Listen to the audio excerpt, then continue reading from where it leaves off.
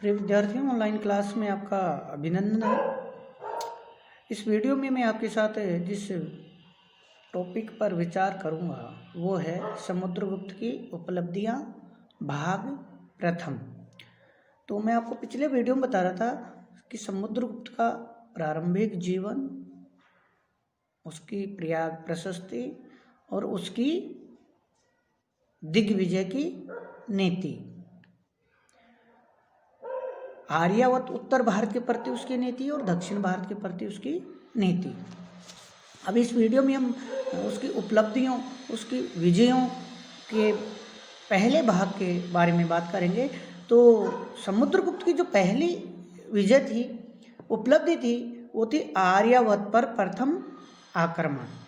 प्रिय विद्यार्थियों, समुद्रगुप्त की जो पहली विजय थी वह अत्यंत महत्वपूर्ण थी और जिसके परिणाम स्वरूप उसको मगध के भूभाग पर अधिकार करने का सौभाग्य प्राप्त हुआ और गुप्त साम्राज्य की जो राजधानी थी वो पाटलिपुत्र बनी इसी पहले आक्रमण के परिणाम स्वरूप। और जो गुप्त समय है, गुप्त काल है, वो गुप्त साम्राज्य के रूप में परिवर्तित हो जाता है। तो हम बात करते हैं उसके आर्यावर्त की प्रथम विजय। आर्यावर्त यानी उत्तर भारत। आर्यावर्त आप जानते हैं, जैसे प्राचीन काल में जो उत्तरी भाग है, उत्तर भारत का भी उत्तरी भाग है, वो आर्यावर्त के नाम से जाना जाता था। तो समुद्रगुप्त ने अपने पहले अभियान में आर्यावर्त के 2 या 3 शासकों को पराजित किया। वो इनकी शक्ति को पूरी तरह से समाप्त नहीं कर पाया, इसलिए उसको दोबारा यहाँ पर आक्रमण करना पड़ा। तो पहले जो आक्रमण किया समुद्रगुप्त ने आर्यावर्त पर, उसमें उसने जो अच्युत जो मथुरा का शासक था और नागसेन जो पद्मावती ग्वालियर का शासक था, ये जो शासक थे ये नागवंशी शासक थे, जो नागों का शासन था। इनको पराजित किया समुद्रगुप्त ने। और जब वो मगध पर जो वहाँ का कोटकुल वंश का शासन था मगध में, जब समुद्रगुप्त उधर गया तो इन्होंने शायद एक संकट अपना बना लिया और इसको पुनः समुद्रगुप्त को इनको पराजित करना पड़ा। इसके बाद समुद्रगुप्त ने अपना ध्यान मगध का जो कोटकुलज जो वंश था वहाँ पर लगाया और वहाँ के शासक कोटकुलज को पराजित किया। और कुछ इतिहासकार ऐसे कहते हैं कि ये जो कल्याण वर्मन ही कोटकुलज यहाँ का शासक था, जिसको समुद्रगुप्त ने पराजित करके मगध पर अधिकार कर लिया। और मगध पर अधिकार करने के साथ ही गुप्तों की राजधानी पाटलिपुत्र में पुनः स्थापित हुई और गुप्तों को एक स्थायित्व, एक दृढ़ आधार प्राप्त हुआ। इसके बाद हम बात करते हैं समुद्रगुप्त की जो दूसरी विजय है, वो भी है आर्यावर्त पर द्वितीय आक्रमण। आर्यावर्त पर दूसरा आक्रमण। जैसा कि मैं आपको पहले बता रहा था कि शायद समुद्रगुप्त अपने पहले आक्रमण में आर्यावर्त के जो शासक थे उनकी शक्ति को पूरी तरह से समाप्त नहीं कर पाया, उनको पूर्णतः उनका उन्मूलन नहीं कर पाया। इसलिए वो जब मगध के कोटकुल वंश को समाप्त करके अपना अधिकार स्थापित कर लिया, तो शायद ऐसा प्रतीत होता है कि जो नागसेन के नेतृत्व में जो नागवंशी शासक था, उसके नेतृत्व में उत्तर भारत के जो शासक थे आर्यावर्त के, उन्होंने कोई संगठन बना लिया हो समुद्रगुप्त के खिलाफ। और समुद्रगुप्त ने इस संघ को पराजित करने के लिए पुनः आर्यावर्त पर दूसरा आक्रमण करना पड़ा, जिसको आर्यावर्त की द्वितीय विजय के नाम से जाना जाता है।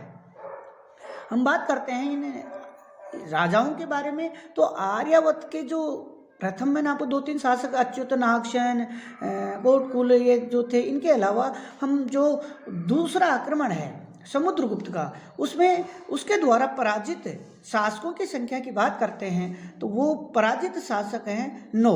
अर्थात समुद्रगुप्त ने आर्यावर्त के द्वितीय अभियान में 9 राजाओं को पराजित किया। इन 9 राजाओं में जो नाम हमें प्राप्त होता है वो है रुद्रदेव, मत्तिल, नागदत्त, चंद्रवर्मन, गणपति नाग, नागसेन, नंदिन, अच्युत और बलवर्मा। इनमें नागदत्त, गणपति नाग, नागसेन और नंदिन नागवंशी राजा जाने पड़ते हैं, जिनका मथुरा और पद्मावती जो इनके प्रसिद्ध सत्ता के केंद्र थे। अच्युत अहिछत्र अर्थात जो बरेली जिला है उत्तर प्रदेश, वहाँ का शासक था। और अन्य राजाओं की सही पहचान नहीं हो सकी था। राजाओं को समुद्रगुप्त ने बलपूर्वक जीतकर प्रसभोद्रण, जो मैं आपको बता रहा था पिछले वीडियो में कि प्रसभोद्रण जो नीति थी समुद्रगुप्त की उत्तर भारत के आर्यावर्त के शासकों के संदर्भ में, तो वो थी कि उनको पूरी तरह से उन्मूलित करके, समाप्त करके, उनको खत्म करके, पूरी तरह से उनके राज्य को, उनके क्षेत्र को, उसके भूगोल को, राजकीय संपत्ति को, सबको अपने अधीन करके प्रत्यक्ष शासन में ले लेना, यानी प्रसभोद्रण की नीति का पालन किया समुद्रगुप्त ने और अपने राज्य में मिला लिया। इन विधियों के द्वारा समुद्रगुप्त ने गंगा, यमुना, दोआब या आर्यावर्त के विस्तृत क्षेत्र पर अपना राज्य स्थापित कर लिया। इसके बाद जब हम बात करते हैं समुद्रगुप्त की तीसरी विजय, पहली विजय आर्यावर्त पर प्रथम आक्रमण, दूसरी विजय आर्यावर्त पर द्वितीय आक्रमण, जिसमें उसने 9 राजाओं को पराजित किया। तीसरी जो विजय है समुद्रगुप्त की उपलब्धि जो है वह है 18 आटविक राज्यों की विजय।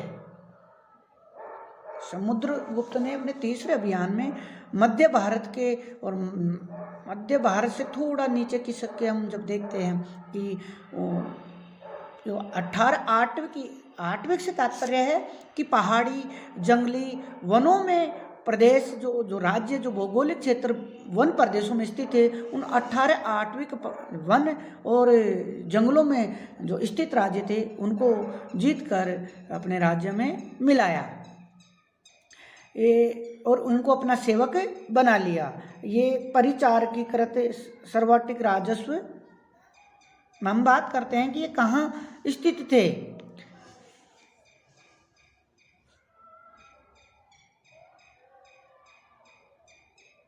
समुद्रगुप्त की विजयों के परिणाम स्वरूप उसके राज्य की जो सीमाएं थी वो अवध, कौशाम्बी और प्रयाग की परिधि को पार करके एक और हरिद्वार और शिवालिक के पहाड़ियों तक तथा दूसरी ओर पाटलिपुत्र व वैशाली तक प्रसारित हो गई। पाटलिपुत्र विजय गुप्तों के इतिहास में क्रांतिकारी घटना थी।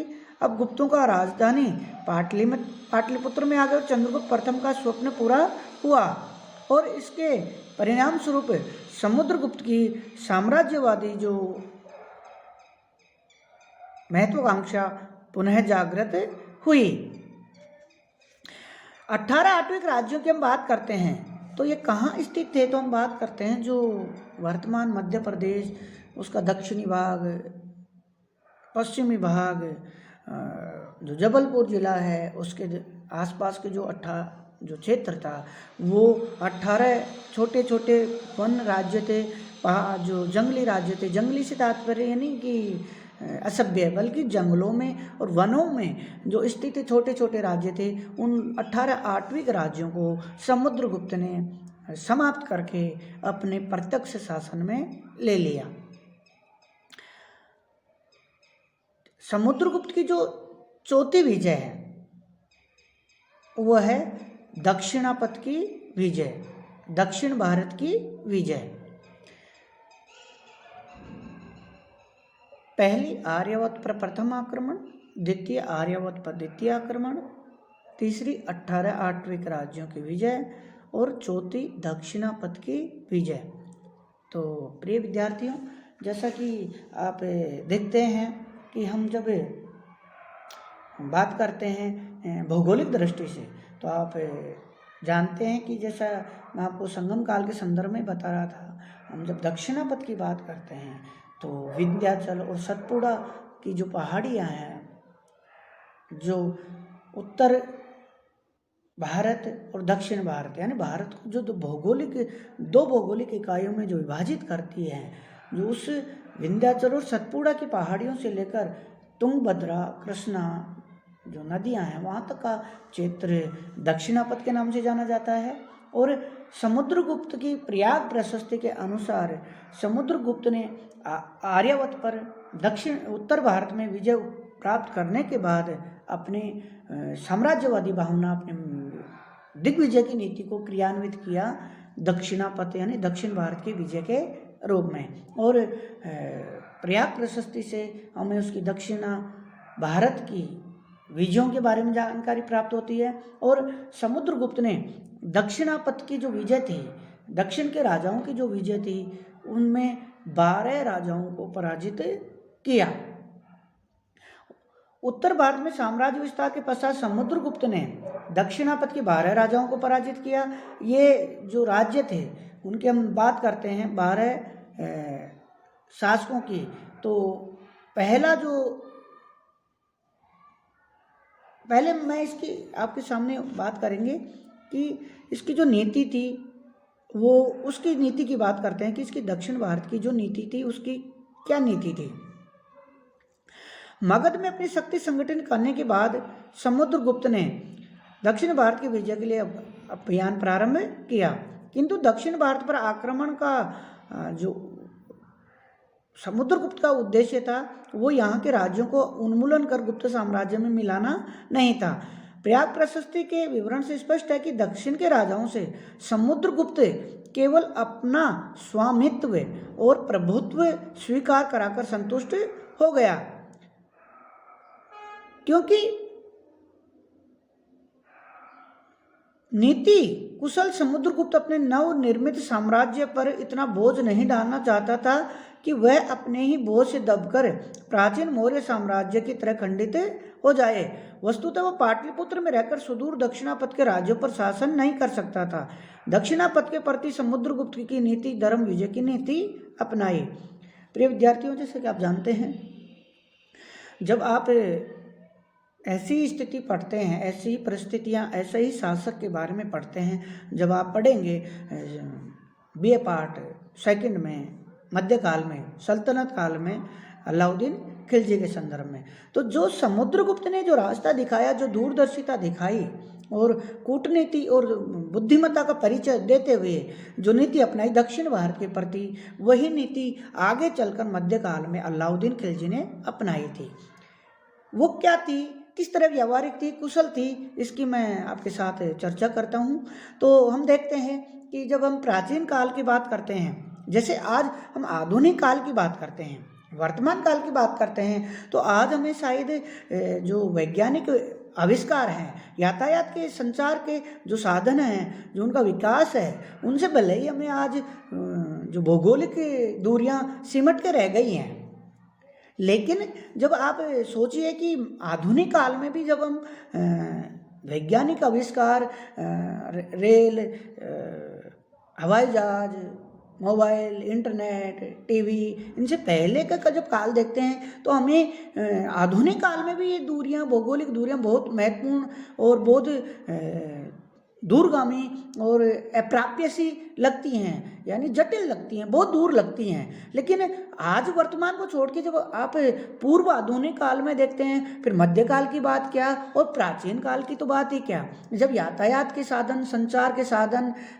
परिवहन के साधन न के बराबर थे। और उस समय जब प्राचीन काल में, जब हम गुप्त काल की बात करते हैं, 3वीं, 4वीं, 5वीं सदियों के, आज से 1500-1600 साल पहले की बात करते हैं, तो उत्तर भारत से दक्षिण भारत अपने आप में ही हमें ऐसे लगता है विदेश जैसा। तो उस जमाने में एक राजा जब यातायात के, संचार के साधन न के बराबर थे और युद्ध और सैन्य शक्ति में भी वो जो अस्त्र शस्त्रों की बात करते हैं तो सामान्य और युद्ध जो परंपरागत हथियार थे युद्ध में, तलवार, धनुष, भाला, तीर, कमान, इस तरह के, जहाँ कोई बंदूक, गोला बारूद, तोप कुछ भी नहीं था। तो उस जमाने में उत्तर भारत से दक्षिण भारत में प्रत्यक्ष शासन करना लगभग असंभव सा था, बहुत मुश्किल था। अगर जीत भी लिया, विजय भी प्राप्त कर ली, तो उस दक्षिण के राज्यों को जीत कर अपने प्रत्यक्ष शासन में लंबे समय तक बनाए रखना और शासन करना अत्यंत मुश्किल और दुर्गम था, दुर्लभ था, जटिल था।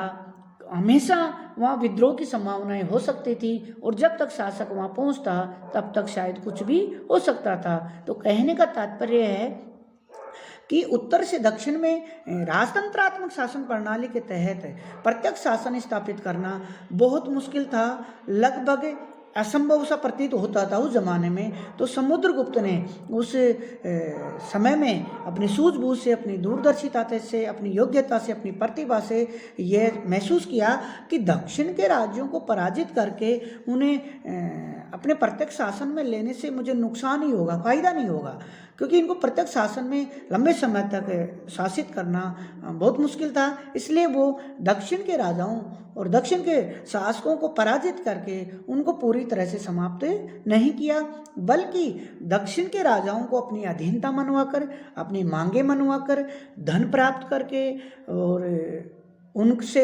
जिन्होंने भी अपने उसके साथ अपनी कन्याओं का, लड़कियों का विवाह किया, वैवाहिक संबंध स्थापित करके, धन प्राप्त करके, कर वार्षिक कर के बदले में, अधीनता स्वीकार करने के बदले समुद्रगुप्त ने उनके राज्यों को पुनः स्वतंत्र कर दिया और उनको अपनी अधीनता मनवा कर ही वो संतुष्ट हो गया।